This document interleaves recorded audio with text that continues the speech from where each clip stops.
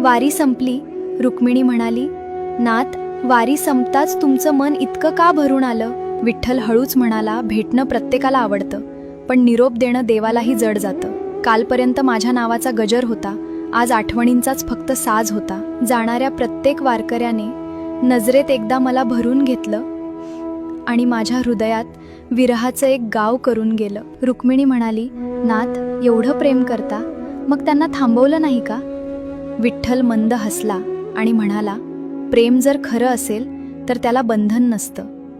भक्त जर माझा असेल तर त्याला अंतर नसतं. कारण भेटीचा आनंद क्षणभर असतो, विरहाची वेदना जन्मभर असते. भक्त घरी परततात खरे, पण माझी वाट मात्र त्यांच्याच पावलांवर असते. विठ्ठल आकाशाकडे पाहत म्हणाला, पुढच्या आषाढाची मी वाट पाहीन, प्रत्येक अश्रूची फुलं करीन. माझी लेकरं पुन्हा माऊली म्हणत येतील, तोवर त्यांच्या आठवणीतच उभा राहीन.